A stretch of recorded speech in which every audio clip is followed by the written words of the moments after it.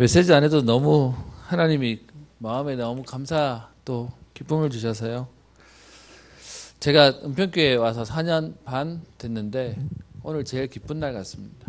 랩런트들이 찬양하고 수고하는 이 모습들을 보면서요. 랩런트 모습에 감사하지만 사실은 이들을 키워내고 또 서약하는 우리 선생님들이 힘을 내시는 것들을 보니까 이 무대가 좁습니다. 이거 더 키워야 될 것 같아서 하나님 응답 주시게 너무 보여줘서요. 감사를 드립니다. 제가 한번 기도하겠습니다. 살아계신 하나님 아버지,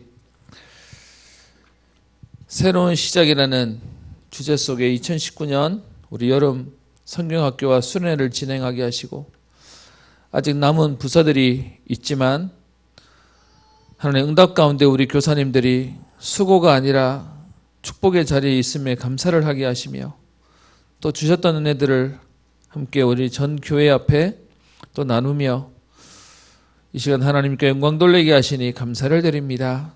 하나님, 우리의 생의 호흡과 이유가 복음간절 렘넌트를 살리며 우리보다 더 강한 후대와 제자를 세우는 일에 쓰임받게 하옵소서. 하나님, 저들의 기도와 수고와 눈물을 헌신을 아시오니 하나님께서 더 큰 것으로 채워 주옵시며 세상이 감당치 못하는 일꾼들이 계속해서 일어나게 하옵소서.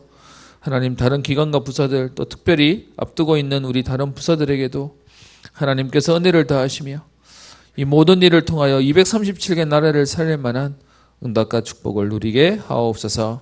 감사드리며 살아계신 예수님 이름으로 기도합니다. 아멘. 우리 짧게 말씀 함께 봤으면 합니다.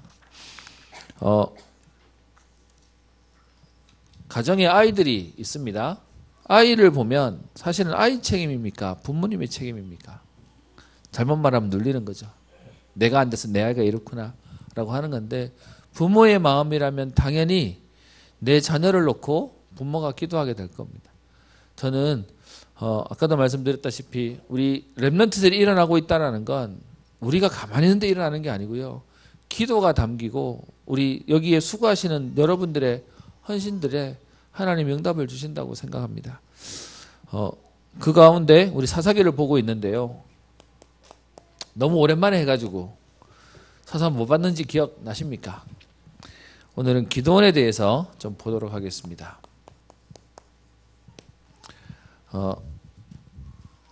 왜 사사를 여러분들과 함께 보냐? 전에도 말씀드렸다시피 가장 어려운 시절에 하나님이 사사를 통하여 나라를 회복하시고 시대를 회복하시는 내용들이 나옵니다. 그 사사가 무너질 때는 또 현장이 어려워지는데요. 오늘 6장에 보면 사실은 계속해서 반복되어지는 말이 나옵니다. 이스라엘 자손이 또 여호와의 목전에 악을 행하였으므로. 여러분, 이 말이 사실은 우리를 굉장히 안타깝게 합니다. 이 내용이 사사기, 여러분 교재를 제가 나눠드렸는데요. 사사기 2장 11절, 3장 7절, 3장 12절, 4장 1절, 6장 1절 이후에도 계속 한 시대가 지나가면 또 현장이 무너져 버립니다. 저는 저희 은평교회 오전에도 제가 말씀을 드렸다시피 지금의 영광에 우리가 감사하고 거기에 취해 있으면 큰일 납니다. 계속 이 복음은 전달되어져야 되고요. 그래서 이 복음에 대한 부분들이 계속 후대에게 남겨지는 역사 속에 들어가야 됩니다. 우리 이번 기도원 전에 있던 인물이 누구였죠? 여자 사사 드보라였습니다. 뭐 그 앞에 이제 인물들이 이렇게 나오는데, 인물들이 일어설 때는 나라가 평탄했다가 인물들이 죽고 나면 또 나라가 어려워집니다. 그래서 이스라엘 자손이 어떻게 해요? 드보라가 40년 동안 평안한 응답을 누리게 하다가 그 드보라가 죽고 나니까 이스라엘 자손이 또 악을 행합니다.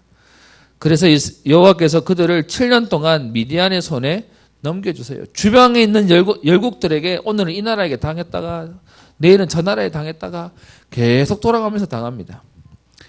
여러분, 이 미디안 족속은 창세기 25장 2절에 보면 아브라함이 후처를 맞아들이죠. 그 후처의 이름을 그두라라고 얘기하는데요. 그 그두라가 아브라함과 아이를 낳아서 네 번째 아들이 미디안입니다. 그럼 어떤 면에서는요, 이스라엘을 괴롭게 하는 사람들이 전부 다 불신앙의 결과로서의 가족들이, 친척들이 어렵게 만드는 것이죠. 그래서 성경은 재밌게 표현합니다. 여호와께서 7년 동안 그들을 미디안의 손에 넘겨주시니. 하나님이 우리를 어렵게 하는 게 아니고요. 하나님의 언약을 놓친 이스라엘 백성들이 어려워질 수밖에 없는데 미디안의 손이 이스라엘을 이긴지라. 언약 놓쳐버린 이스라엘의 모습을 얘기하고 있죠. 그래서 이스라엘 자손이 미디안으로 말미암아 산에서 웅덩이와 굴과 산성을 자기들을 위하여 만들었으며. 여러분, 왜 이스라엘 백성이 멀쩡한 집 놔두고 산에 가가지고 굴 파고요, 웅덩이 파고 산성을 만들어 놨겠습니까? 워낙에 쳐들어오니까 때 되면 도망가가지고 산에 가서 피해 있어야 되는 거예요. 그래서 아예 자기 집 놔두고 산에다가 아예 대피소를 만들어 놓고 산 거죠. 그만큼 비참한 지금 이스라엘의 모습입니다. 그것뿐만 아니라 3절에 보면 이스라엘이 파종할 때면 미디안과 아말렉과 동방의 사람들이 치러 올라와서, 하필이면 농사에서 이제 씨 뿌려놨는데 그때만 되면요, 미디안과 아말렉과 동방의 사람들이 전쟁하러 올라오게 됩니다. 그래서 진을 치고 가사에 이르도록 토지소산을 멸하게 됐다는데요. 그림을 좀 보시면 여기가 지중해고요. 그리고 여기가 이스라엘 땅입니다. 우리가 알고 있는 사해, 그리고 요단강, 죄송합니다. 갈릴리 바다, 사해, 그리고 요단강, 사해인데 여기가 이스라엘 땅이에요. 여기에 지금 아말렉은 여기 있고요. 미디안도 여기 있습니다. 가사가 어디죠? 지금의 가자지구라고 해서 여기 있거든요. 동방에서 와서 전쟁하러 들어오는데 여기서 이 반대편 가사까지 전쟁하러 와가지고 싹쓸이 해버리는 겁니다. 여러분, 그 일들이 어떻게 해요? 파종할 때만 되면 올라와서 전쟁을 치르니까 이스라엘 가운데 어떻게 해요? 4절, 먹을 것을 남겨두지 아니하며 양이나 소나 나귀도 남기지 아니하고. 비참한 상황이죠. 그렇게 되니까 이는 그들이 그들의 짐승과 장막을 가지고 올라와 메뚜기 떼같이 많이 들어오니 그 사람과 낙타가 무수함이라. 그들이 그 땅에 들어와 멸하려 하니 이스라엘이 미디안으로 말미암아 궁핍함이 심한지라. 성경의 다른 성경의 버전을 보면 이런 상황인데 대항할 힘이 없는, 완전히 무너져 있는 상태가 이스라엘이 하나님 떠나고 난 뒤에 오는 모습입니다. 그러다 보니까 그들이요, 이것으로 인해서 6절 뒤에요, 이에 이스라엘 자손이 여호와께 부르짖었더라. 계속 성경이 돌아가는 패턴이에요. 하나님 떠나서 문제를 만나고, 문제 만나가 비참해지니까 그때서야 하나님께 기도하고. 그래서 우리의 기도는 기도하는 게 중요한 게 아니고요, 문제 만나기 전에 기도하는 게 중요해요. 그래서 그들이 기도했더니 7절에요. 이스라엘 자손이 미디안으로 말미암아 여호와께 부르짖으니까 여호와께서 이스라엘 자손에게 한 선지자를 보내서 하나님의 말씀을 대언합니다. 그 말씀이 8절에 나오죠.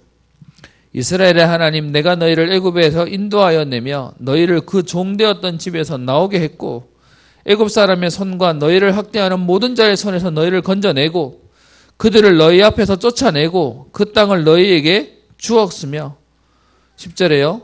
나는 너희의 하나님 여호와니 너희가 거주하는 아모리 사람의 땅의 신들을 두려워하지 말라고 했는데, 그런데 어떻게 해요? 너희가 내 목소리를 안 들었지 않냐. 또 하나님 말씀 먹이고, 그래서 어떻게 해요?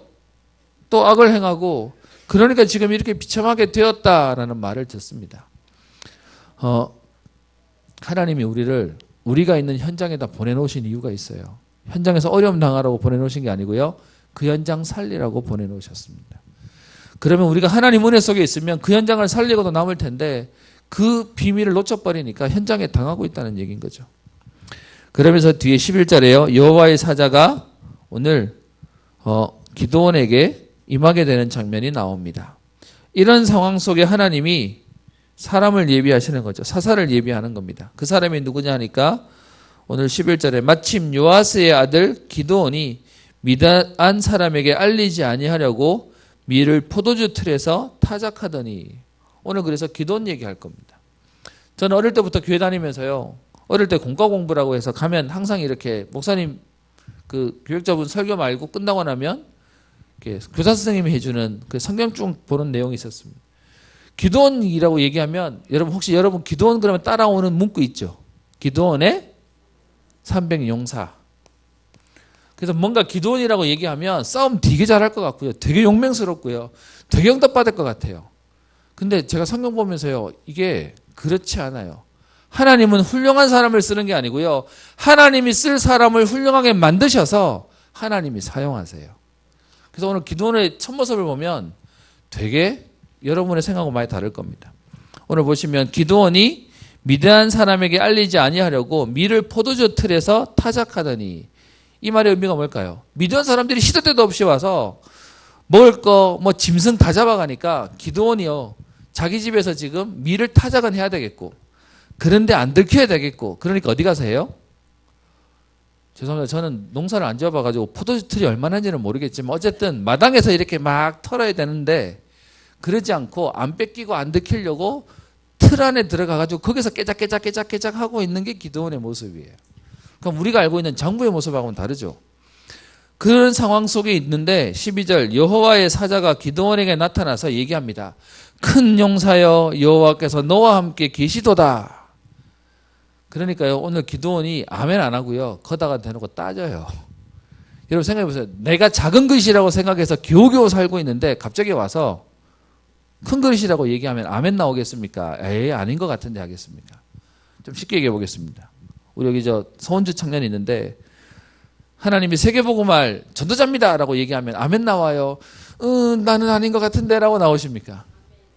오늘 지금 본문 속에 기도원에게 큰 용사여 라고 얘기했는데 기도원이 그게 인정이 안 되나 봐요. 그래서 13절에 보세요. 오 나의 주 여호와여 우리와 함께 계시면 여호와께서 우리와 함께 계시면 어찌하여 이 모든 일이 우리에게 일어났나이까? 또 우리 조상들이 일찍이 우리에게 이르기를 여호와께서 우리를 애굽에서 올라오게 하신 것이 아니냐 한 그 모든 이적이 어디 있나이까? 이제 여호와께서 우리를 버리사 미디안의 손에 우리를 넘겨주셨나이다. 지금요 여호와의 사자한테 따지는 거예요. 하나님이 우리를 애굽에서 건져서 여기다 데려다 놨는데 왜 그런데 우리를 버려두셔가지고 미디안의 손에 우리는 이렇게 고생하고 있습니까? 라고 불평하고 있는 거죠. 그랬더니 14절 여호와께서 그를 향하여 얘기합니다. 너는 가서 너의 힘으로 이스라엘을 미디안의 손에서 구원하라. 내가 너를 보내는 것이 아니냐. 이렇게 힘들다고 얘기하니까 하나님이 얘기해요. 우리 방식하고 비슷한가 봐요. 말하는 사람에게 그럼 네가 하면 돼 라고 하시는 거예요. 왜 우리를 어렵게 합니까? 라고 하니까 네가 가서 이스라엘 백성들을 건져내라 라고 말합니다. 그랬더니 15절 기드온이 대답하기를 내가 무엇으로 이스라엘을 구원하리이까? 보소서 나의 집은 므낫세 중에 극히 약하고 나는 내 아버지 집에서 가장 작은 자니이다. 오늘 여기서 나와요. 기드온이 어느 지파라고 얘기하죠? 므낫세 지파요. 우리 그러면 옛날 성경 한번 좀 공부해 볼까요? 므낫세가 누구의 아들이죠? 원래 12지파는 야곱의 12아들입니다. 그런데 그 야곱의 12아들 가운데 사실은 요셉이 있는데 요셉에게 하나님 특별한 은혜를 주셔가지고 요셉의 두 아들이 그 12지파에 들어가는 응답이 있죠. 그래서 거기에 있는 요셉의 아들의 이름이 므낫세와 또 한 사람이 누구죠? 에브라임이요. 근데 또 더 웃긴 거. 여러분 그러면 지금 므낫세와 에브라임을 제외한 나머지 쭉 우리가 알고 있는 루벤, 시므온, 뭐 레위 뭐 이런 사람들 유다 이렇게 나오는 사람들은 사실은 므낫세와 에브라임에 비하면요 아버지 뻘이에요. 근데 그 집에서 므낫세와 에브라임이 12지파에 들어가는데 누가 더 형이고 누가 동생이에요? 므낫세가 형이고 에브라임은 동생이에요. 근데 이 둘을 야곱이 축복할 때 어떻게 축복하죠? 엇갈려서 축복하죠. 그래서 동생이 너보다 더 뛰어날 거야 이래 버렸잖아요. 그러니까 이렇게 치면 므낫세는요 이 12지파 중에서 제일 어떻게 해요? 제일 약해요. 그러니까 오늘 지금 기드온이 얘기하는 겁니다. 우리 집안은 므낫세 지파로 제일 힘없는 지파예요 라고 얘기하고 있는 거예요. 그래서 나의 집은 므낫세 지파 중에서도 가장 작은 약한 사람이 납니다 라고 얘기해요. 여러분 꼭 우리 모습하고 똑같죠? 하나님이 너를 통해 우리를 통해 세계복음을 할 거다라고 얘기하면 나는 작은데요. 나는 약한데요. 나는 아이인데요. 오늘 기도원도 그렇게 얘기해요. 그랬더니 여호와께서 16절에 이렇게 얘기하십니다. 내가 반드시 너와 함께 하리니 성경의 모든 약속의 특징은 뭐냐 하면요, 하나님이 함께 하시겠다는 겁니다. 우리 렘넌트가 하나님이 함께한 응답 속에 들어가면요, 끝나는 거죠. 우리는 약하지만 그리스도는 완전하시니까요. 그러면서 네가 미디안 사람 치기를 한 사람을 치듯 하리라. 어마어마한 숫자가 있는데 한 명을 이기듯이 미디안을 이기게 될 것이다. 그랬더니 17절에요. 기드온이 아멘하지 않고요, 기드온이 확인합니다. 그 내용이 뒤에 얘기하죠. 표징을 구합니다. 17절. 기드온이 그에게 대답하되 만일 내가 주께 은혜를 얻었사오면 나와 말씀하신 이가 주 되시는 표징을 내게 보이소서. 여러분, 우리가 기도할 때 하나님한테 표징을 주세요라고 하는 건 잘못된 겁니까? 안 믿어져서 우리가 못 믿겠기 때문에 못 믿어져서 요구하는 하나님의 언약과 하나님의 말씀이 분명한지 확인하는 언약은 다른 겁니다. 그래서 오늘 기드온이 그 하나님이 내게 주시는 하나님 말씀을 분명히 주세요. 그래서 표징을 내게 보이셔서, 그러면서 18절에 제안하죠. 내가 예물을 가지고 주께로 돌아와서 주 앞에 드리기까지 떠나지 마십시오. 그래서 19절에 기드온이 가서 뭐 합니까? 염소 새끼를 준비해 오고, 그리고 무교병을 만들어서 고기를 소쿠리에 담고 국을 가지고 와서 그 사람에게 이제 대접하려고. 이때만 해도 기드온이 하나님의 사자가 천사인지를 모르고요, 그냥 선지자 정도만 생각한 거예요. 그냥 예언자 정도로만. 그래서 이제 육신적으로 먹을 걸 들고 왔는데 20절에요. 하나님의 사자가 그에게 이르기를 고기와 무교병을 가져다가 이 바위 위에 놓고 국을 부으라 라고 합니다. 먹을 걸 가지고 왔는데 그 음식을 어떻게 해요? 그냥 짬뽕을 시키라는 겁니다. 그랬더니 여호와의 사자가 손에 잡은 지팡이 끝을 내밀어서 고기와 무교병에 되니 불이 바위에서 나와 고기와 무교병을 살랐고, 이거 자체가 기적이죠. 그러면서 여호와의 사자가 갑자기 떠나서 보이지 않게 되어지니까 그제서야 기드온이 사람이 아니고 천사가 지금 여호와의 사자가 온 것이구나. 그래서 뒤에요 보면 22절에 주 여호와여 내가 여호와의 사자를 대면하여 보았나이다. 그래서 슬프다고 얘기하면서 죽겠다고 얘기해요. 인간의 모습이 딱 이런 것 같습니다. 표징을 달라 해놓고서는 막상 보여주면 죽는다고 난리예요. 항상 이렇게 그런 게 인간의 모습인 것 같습니다. 그랬더니 하나님이 뒤에 얘기하시죠. 여호와께서 23절 그에게 이르시되 너는 안심하라. 두려워하지 말라. 죽지 아니하리라. 여러분, 하나님이 일을 시킬 사람이 실수했다. 그거 가지고 하나님 책망하지 않으세요. 그래 놓고서는 죽지 아니라고 말씀하시니까 24절 그때서야 기드온이 여호와를 위하여 제단을 쌓고 그 이름을 뭐라고 말합니까? 24절 여호와 샬롬. 하나님은 평강의 하나님이다. 잘못했다고 죽이거나 그렇게 우리를 책망하시는 하나님이 아니라 여호와가 우리의 평강이 되신다 라고 고백하고 있습니다. 그리고는 그날 밤에 여호와께서 기드온에게 오늘 미션을 하나 주시죠. 그 내용이 뭐냐면 25절에 보세요. 내 아버지에게 있는 숫소라고 얘기하죠. 곧 7년 된 둘째 숫소를 끌어오고 내 아버지에게 있는 바알의 제단을 헐며 그 곁에 아세라상을 찍고. 여러분, 오늘 본문에 보면 기드온을 하나님이 택했지만 기드온의 배경 속에 내 집에 있는 우상을 멸하라는 겁니다. 얼만큼 타락했냐? 하나님이 지금 쓰려고 하는 기드온의 집에조차 우상이 있는 집안이에요. 오늘 우리 가족 된 백권사님이 그런 얘기 하던데, 자기는 불K라면서, 우리 집은 PK 집안이고 자기는 불K라면서, 불신자 자녀라면서 얘기하는데요. 여러분 보시기에 오해 안 하셔야 될 게 있습니다. 우리 부모님의 배경 때문에 여러분들이 제한받는다고 생각하시면 복음을 너무 약하게 보는 거예요. 저는 오늘 렘넌트 이렇게 있는 거 보면서 너무 감사하고, 여기 우리 친구 보면서 저는 얘가 동윤인 줄 착각했어요, 지금까지. 그래서 걔인 줄 알았는데 이 친구가 현장에서 연결된 친구를 하니까 너무 감사하기도 하고, 그러면서 제가 이렇게 대략 헤아려 봤더니 이렇게 휴가 간 친구도 있지만 일단 PK가 한 반틈 차지해요.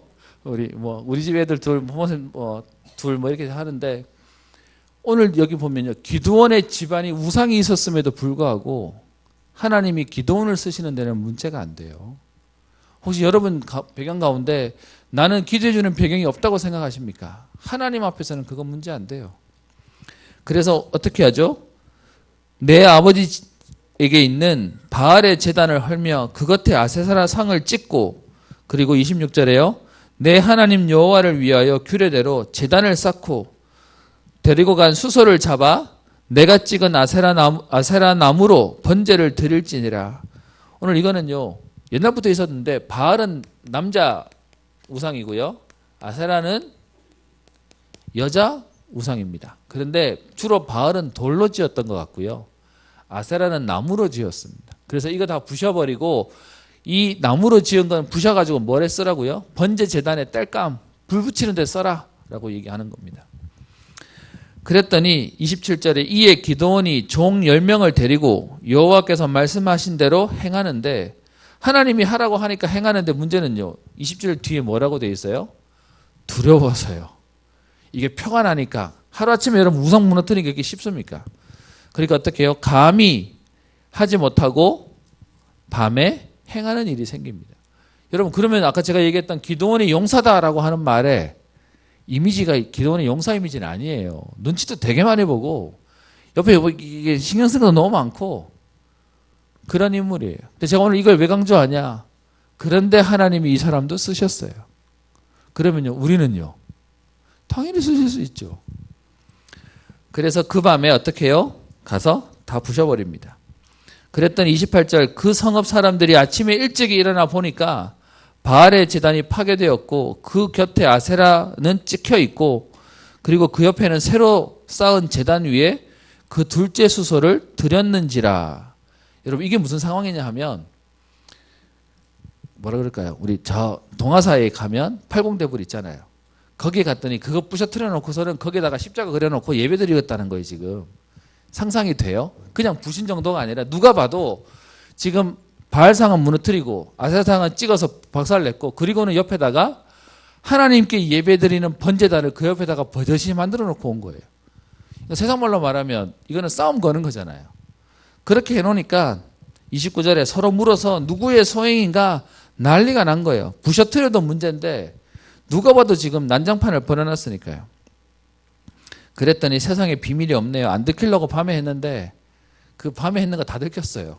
그래서 사람들이 얘기하기를 요아스의 아들 기드온이 행했다라고 하니까 30절에 그 성읍 사람들이 이제 미치는 겁니다. 그래서 가서 요아스에게 말합니다. 내 아들을 끌어내라. 그는 당연히 죽을지니 바알의 제단을 파괴하였고 그 곁에 아세라를 찍었음이니라. 그래서 사람들이 지금 기드온을 잡으러 온 겁니다. 근데 그때 오늘 31절에 아버지 요아스가 자기를 둘러선 사람들에게, 이건 아마 아버지의 양심으로 한 것 같아요. 뭐라고 얘기하죠? 너희가 바알을 위하여 다투느냐? 너희가 바알을 구원하겠느냐? 만약에 그와 다투는 자는, 그를 위하여 다투는 자는 아침까지 죽임을 당할 것인데, 바알이 진짜 신이라면 신이 가만두지 않을 거니까 당신들이 건드리지 않아도 지금 내 아들은 죽을 거야. 그러니까 진짜 신인지 아닌지 신이 맞다면 알아서 처리할 거니까 놔두자라는 제안을 하는 겁니다. 그랬더니 그들이 어떻게 해요? 그것을 인정하고 돌아갑니다.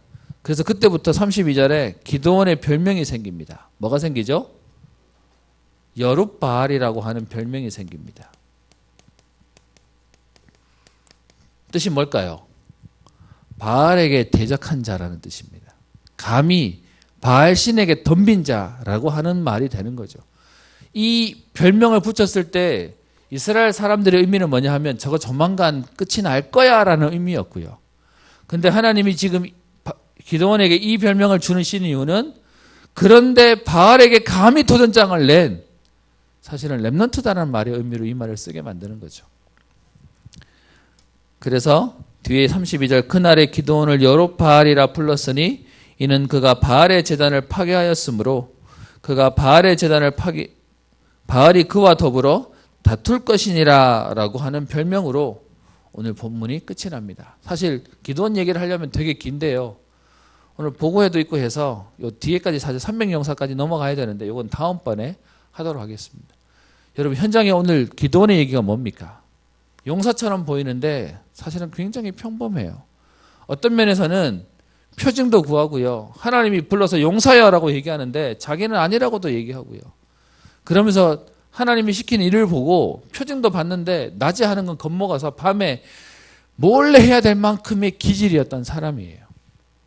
근데 이 하나님이 이 기도원을 통해서 어떻게 하시죠?